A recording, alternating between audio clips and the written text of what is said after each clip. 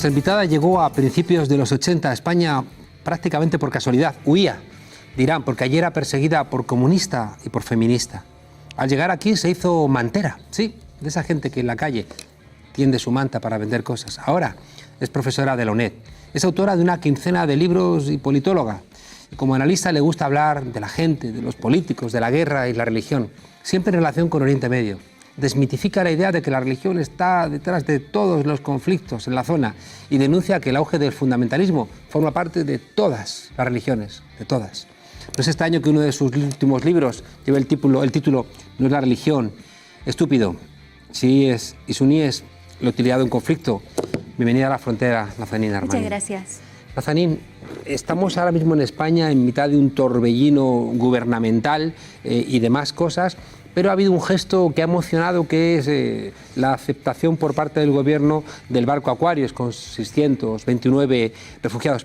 Pero detrás de ese barco hay cosas de las cuales no se está hablando. Hay un interés militar de Estados Unidos, hay un interés de grandes multinacionales. ¿Qué hay detrás de este barco y de estos refugiados, Nazanin? Bueno, hay una idea errónea sobre los emigrantes, sobre todo si proceden de los países de África. Se piensa que la mayoría vienen porque son pobres, huyen de hambrunas, y eso no es cierto.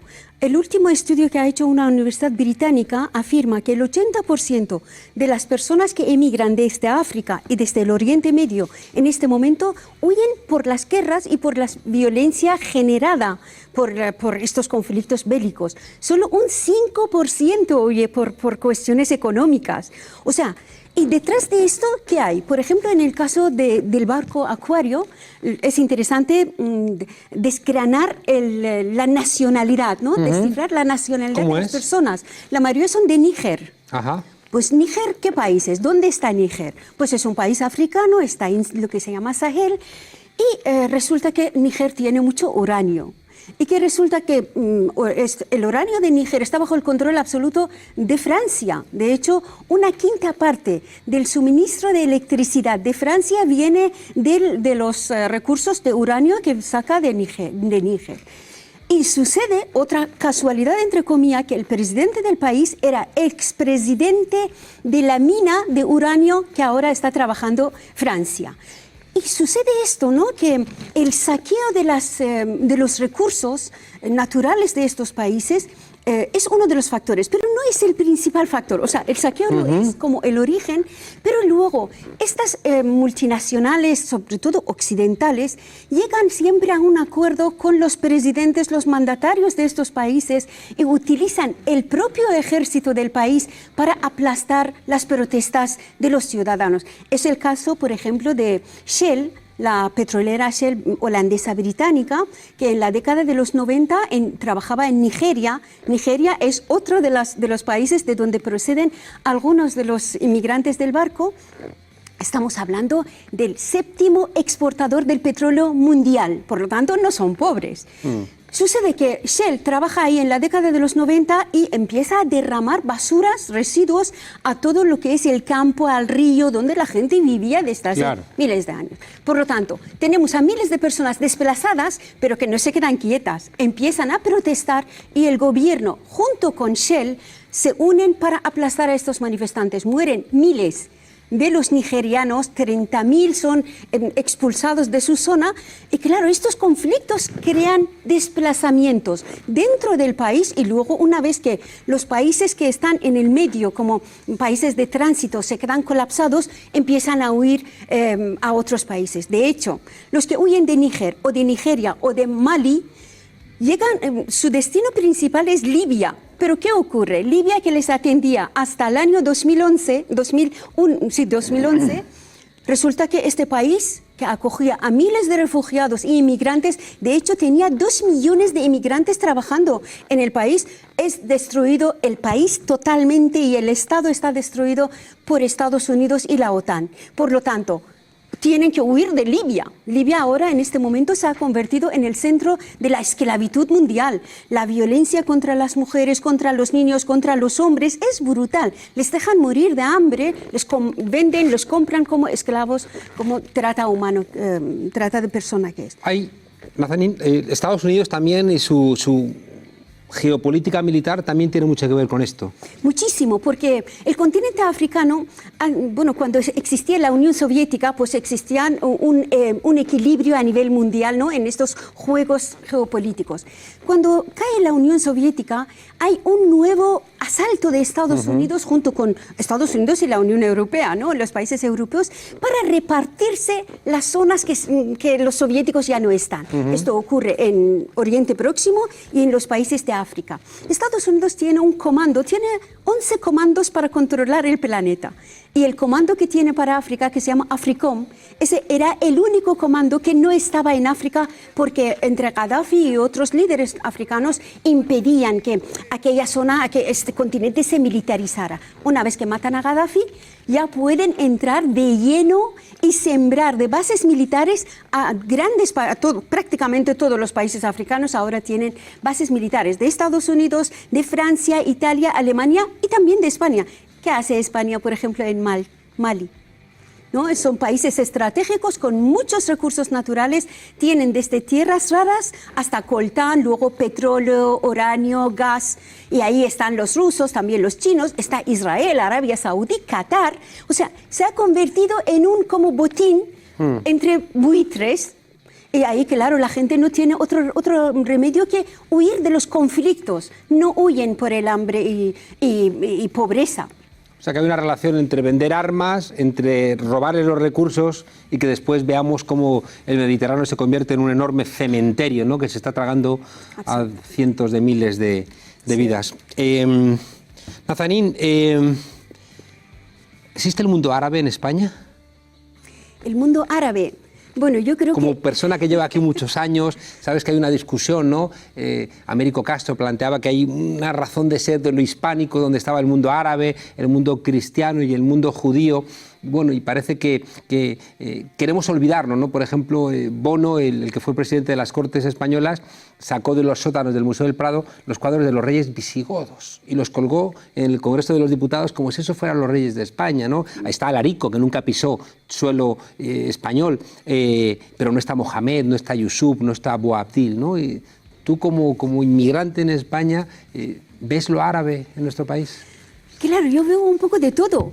Aquí hay de árabe, de africano, de hispano, ahora un poco también de persa, ¿no?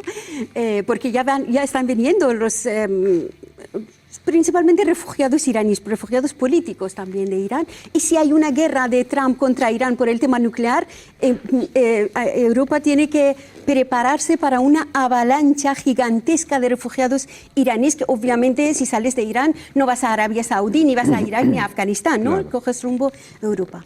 Mire, yo creo que esto de creación de mundo árabe, mundo islámico, todos son conceptos creados por los poderes para tener un saco y meterlo todo ahí.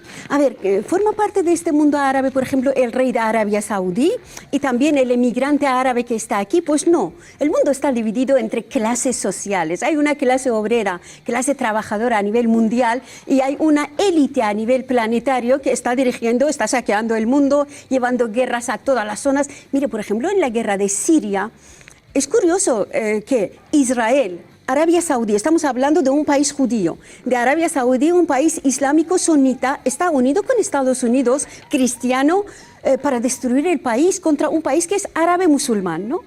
Por lo tanto, las etiquetas étnicas como árabe o no árabe o religiosas no explican de ninguna manera los conflictos actuales en el mundo. Nazanin acaba de publicar No es la religión, estúpido, chiíes y suníes, la utilidad de un conflicto en la editorial Akal.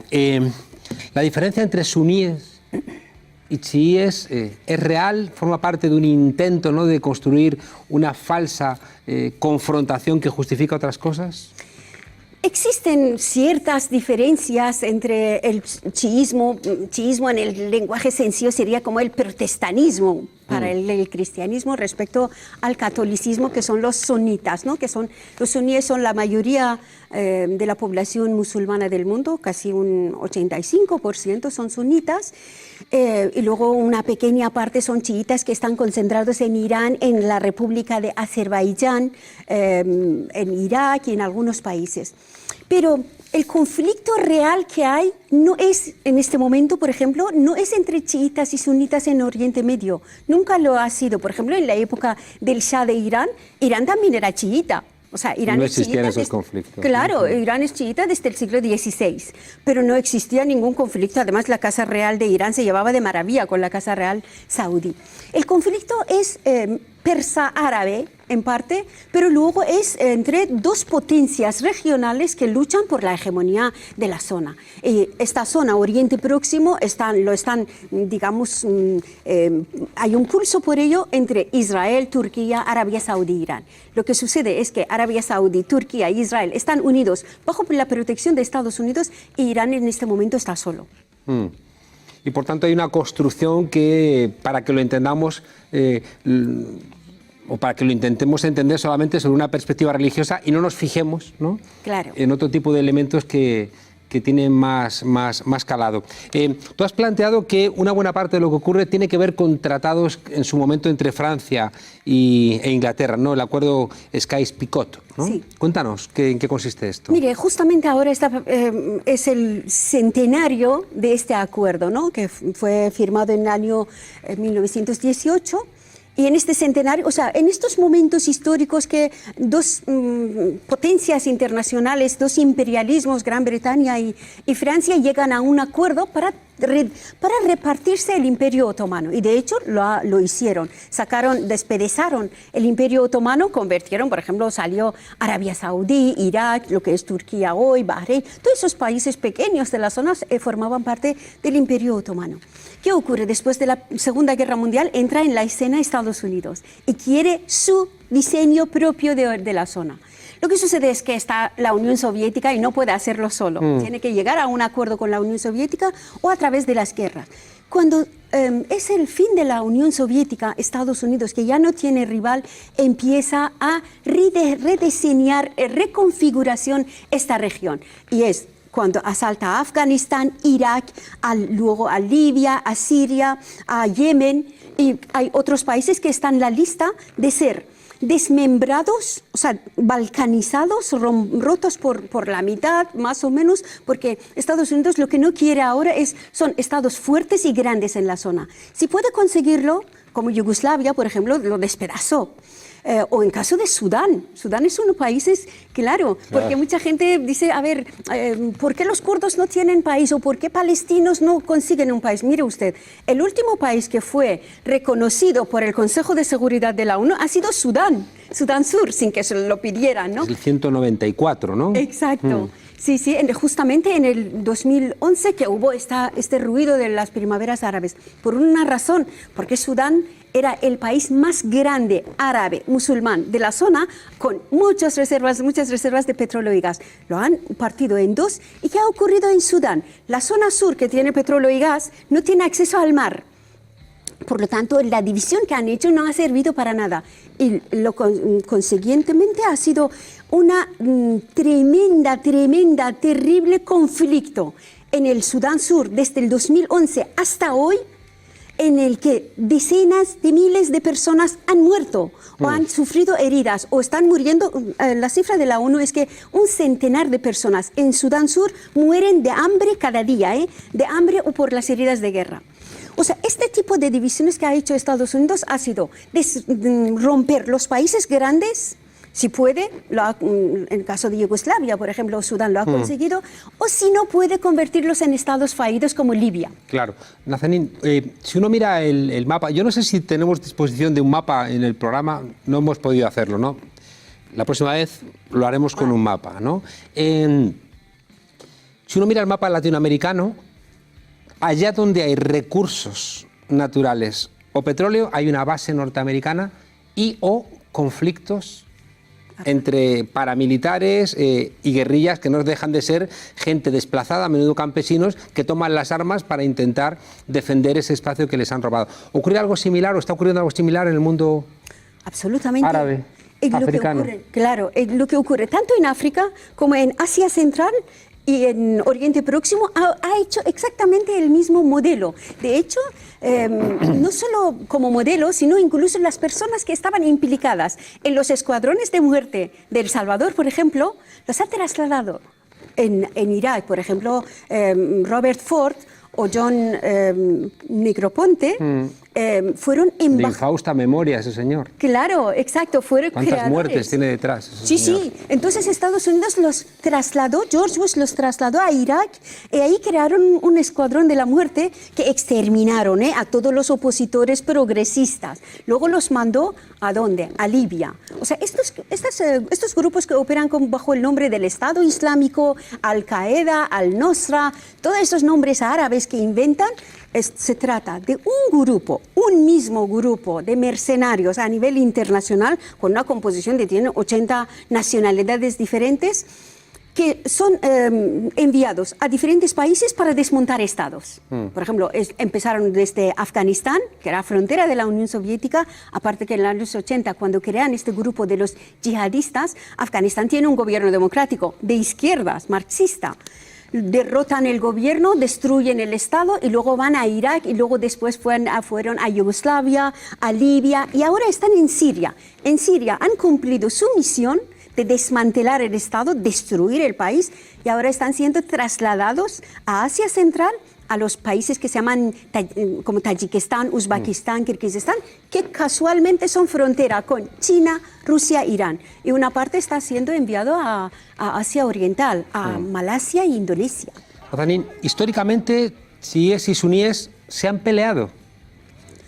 Bueno, las guerras que ha habido desde la aparición del Islam, realmente hasta el siglo XVI, que no existía el chiismo, porque el chiismo en Irán se establece por un decreto, no es que los iraníes de repente se conviertan en masa. Todo esto, para que veáis, todo es un acuerdo desde arriba, ¿no? Sin consultarlo con nadie. El nuevo gobernador de Irán en el siglo XVI decidió que Irán tiene que ser chiita para de esta manera salvaguardar la identidad iraní frente al Imperio Otomano, que eran sunitas. Era solamente una estrategia. Igual que Enrique VIII, ¿no? Va a asumir, ¿no?, una religión diferente. Exacto. Para luchar contra el Imperio Papal, ¿no? Ahí está, sí. Desde entonces hasta hoy no ha habido guerra entre chiitas y sunitas. Nunca ha habido una guerra entre chiitas y sunitas. Ni siquiera ha habido guerra entre Irán y los árabes. La única que fue la conquista de Irán por los árabes en el siglo VI. Y segunda pregunta, haces una afirmación que a mí me cuesta trabajo entender. Dices, Estados Unidos, como si hubiera una lógica unitaria buscando este tipo de comportamientos. Bueno, hay que reconocer que en Estados Unidos hay un pueblo que no quiere la guerra, una parte al menos no quiere la guerra, pero... Y luego hay fracciones de la burguesía, sí, sí. Están los sectores armamentísticos, los del petróleo, hay como diferentes secciones y yo a veces tengo dificultades para imaginarme lo que se plantea del deep state, ¿no? Ese estado profundo que es el que en el fondo es el que maneja todo, existe y al final toman estas decisiones que arrastran al conjunto del país hacia las consecuencias de lo que implique esa toma de decisiones. Mire, la prueba de que existe es que Donald Trump llega al poder declarando la guerra a China. O sea, su obsesión era China, ¿no? Lo que sucede es, desde entonces hasta hoy, que pasan 16 meses más o menos de su gobierno, los primeros 7 meses tuvo que cambiar varias veces los hombres claves de su gobierno, hasta prácticamente hace unas semanas que expulsó, por ejemplo, a Rex Tillerson del poder y fichó a un neocon como John Bolton, ¿no?, que era representante de Bush en las Naciones Unidas. Y a una serie, por ejemplo, es sorprendente que el ministro de Asuntos, el secretario de Estado, fuese el ex jefe de la CIA. Todos estos datos muestran que desde que llegó al poder, su obsesión, sí es verdad que en un primer momento fue China, pero de repente cambió de rumbo por la presión de este Estado profundo que está manejado en este momento por los lobbies, por el lobby judío y lobby saudí también, lobby árabe, que tienen obsesión con tener a 2 estados primero, Irán y luego Rusia. De hecho, son los que están moviendo los escándalos de Russia Gate. Quieren acusar están presionando, digamos, a Donald Trump, por eso los demócratas. Si existe este Estado, Estados Unidos tiene una serie de presidentes, pero luego hay una política de Estado. ¿Y cuál es esto? Que las empresas armamentísticas y las empresas petrolíferas, en la lucha tremenda que están llevando contra China, contra una Rusia resurgida, contra poderes regionales que están reclamando su espacio, como Turquía, Irán. Entonces, este Estado profundo quiere acabar con eso y mantener su hegemonía a nivel mundial. ¿Y cómo puede hacerlo? Establecer sanciones económicas contra Rusia, contra Irán, por ejemplo, o llevarles a la guerra. En términos intelectuales, los neocon, ¿no? que emergen de alguna manera, bueno, pues en los años 70 empiezan a tener como presencia, van a, de alguna manera, a lograr su comienzo, ¿no? de poder con Ronald Reagan, ¿no? Sí. Y a partir de ahí, de alguna manera, se mantienen. ¿Cuál crees que es la lógica intelectual de estos neocon, ¿no? Para que la gente que nos escuche diga, neocon, ¿qué significa? ¿No? Porque a veces utilizamos palabras y no terminamos de saber qué es lo que hay detrás. Bueno, está basado en la doctrina del excepcionalismo de Estados Unidos, que Estados Unidos es un país que está bendecido por Dios. De hecho, esto viene en su constitución, ¿no? Que los peregrinos de Mayflower son los que dicen Dios nos ha elegido. La fiesta nacional indirecta es el Día de Acción de Gracias, ¿no? Que sí, es como exacto. Dios nos ha escogido, sí, es verdad. Sí, ellos creen, se les ha dicho así, que tienen una misión a nivel mundial y parece que son como una raza superior, como una civilización superior, ¿no? Una civilización de 200 años, mire, imagínense, para los países que tenemos una vida de 6.000 años, es un chiste, ¿no? Que un país que tiene 200 años reclame la civilización de la humanidad. Se basa principalmente en la excepcionalidad de Estados Unidos y en su derecho, que esto tiene un punto racista absoluto, ¿no? Que los estadounidenses son razas superiores de alguna manera y tienen derecho y también la obligación de dirigir y dominar el mundo. Muchos neocons son inmigrantes, inicialmente, ¿no? Inmigrantes judíos, sí. Alemanes, estoy pensando en Leo Strauss inicialmente, ¿no? Es decir, que también beben de alguna manera, ¿no? De esa noción del pueblo elegido sí, sí. judío, lo trasladan ahí, ¿no? Sí, y sí. tienen una relación siempre complicada con Israel. Absolutamente. Esta relación extraña que hay entre Estados Unidos y Israel a veces sorprende, que como un pequeño estado de 5 millones de personas, que es un puntito en el mapa, puede arrastrar a una superpotencia a una guerra que Estados Unidos no quiere, por ejemplo. El ejemplo es durante el mandato de Obama. Obama intentó cambiar Obama no pertenecía a estos neocon, ¿no? Obviamente quería contrarrestar esta corriente que dominaba prácticamente toda la administración. Entonces, la administración, Nazanin, las universidades, las fundaciones, las revistas, Hollywood. Totalmente. Que es que su poder es como muy desmesurado. Claro, ¿no? porque tienen un poder económico brutal, por lo tanto pueden comprar a los periodistas y periódicos enteros. Entonces, eso es poder de verdad, y no como Florentino Pérez, que se ha comprado al seleccionador de la selección de fútbol española, ¿no? Que nos llama la atención, pero esos pueden comprar muchas más cosas todavía. Sí, lo que hizo Obama, por ejemplo, fue esto de llegar a un acuerdo nuclear con Irán. Esto ha sido increíble valentía, además de una arriesgada apuesta para contrastar a Israel. De hecho, tuvieron muchas peleas, incluso en público, con Netanyahu, ¿no?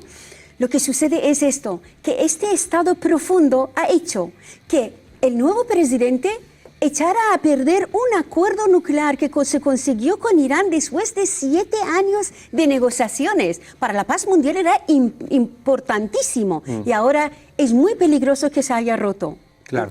Nazanin, ¿qué hace Europa yendo a la rueda, ¿no? Sometida a los Estados Unidos? Pues es lamentable que, mire, por ejemplo, yo en un artículo lo mencioné con el tema del acuerdo con Irán. Irán tenía mucha esperanza de que a ver si los europeos y China y Rusia se mantienen en el acuerdo nuclear, aunque Estados Unidos salga, se pueda mantener el acuerdo y mantener la paz. No es así.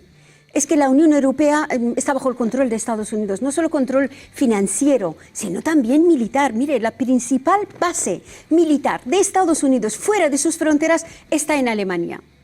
O sea, por eso la señora Merkel ahora dice que quizás salgamos del tratado nuclear con Irán. Oiga, pero si usted hace un mes decía que no, o Macron igualmente, ¿no? Están siguiendo la misma corriente porque están bajo el control de este poder.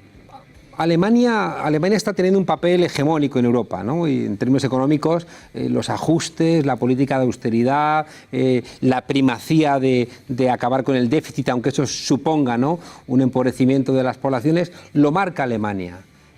Lo que no termino de entender es si las necesidades geopolíticas y también militares de Alemania coinciden con los intereses norteamericanos. No coinciden, porque claro, los estados tienen intereses diferentes, ¿no?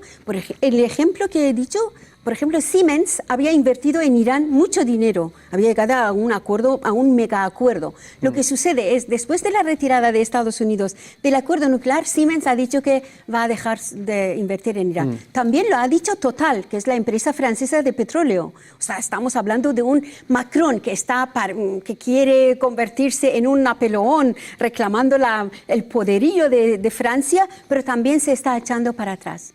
Por lo tanto, yo creo que a Europa sí le hace falta una política exterior independiente, sí que es necesario para defender sus propios intereses, ¿no? Nazanin, hay dos asuntos muy rápidos, ¿no? Lo primero es la importancia del desarrollo tecnológico en las primaveras árabes. ¿Qué papel ha desempeñado? Porque a veces parece que nos quieren contar que gracias a que existen tecnologías es que ha habido las revoluciones árabes. Pues en absoluto, mire, la Revolución de Octubre o la Revolución iraní, la vietnamita, la cubana, no se hizo con Twitter, ni eso no es verdad. Es verdad que la comunicación es muy importante, pero lo que provoca las revoluciones son la opresión de clase. Si no hay una explotación brutal como ha habido en una dictadura como en Túnez, en Egipto, en Yemen, el pueblo no se levanta, aunque tenga Twitter. Mira, aquí también lo tenemos, pero no hemos podido durante muchos años derrocar ningún gobierno, aunque estuviera hasta la médula en corrupción, ¿no? Por lo tanto, no, yo creo que las rebeliones populares responden a otros motivos que las tecnologías. Y al mismo tiempo que se presentaba como la variable independiente al uso de las nuevas tecnologías, se ocultaba el papel de las mujeres, ¿no?, en todos estos procesos. Tú publicaste en 2010 El Islam sin velo, ¿no? Y quería preguntarte, porque ahora quiero que entremos también a hablar con Argentina para que nos cuente, ¿no?, esta decisión que ha habido tan importante. La situación de la mujer, ¿cómo la resumirías ahora mismo en Oriente Medio? Bueno, en Oriente Medio ha habido un retroceso de 360 grados respecto a lo que... ¿De 360 o de 180? 360. O sea, que se ha vuelto al mismo. Se ha vuelto, digamos, un retroceso redondo, me refiero. O sea, que ha hecho... Total. O sea, increíble. Se ha vuelto al pasado. Me he pasado, quizás. Lo que ha ocurrido desde hace 40 años, que han empezado las guerras, o sea, hay tres factores que han contribuido al deterioro increíble de la situación de la mujer en Oriente Próximo. Que primero es las fuerzas que aquí se llaman yihadistas, que es una fuerza inventada por Estados Unidos, financiada, patrocinada, y el asalto de la extrema derecha y religiosa en general, no solo islámica, también judía en Israel ha hecho lo mismo, ¿no?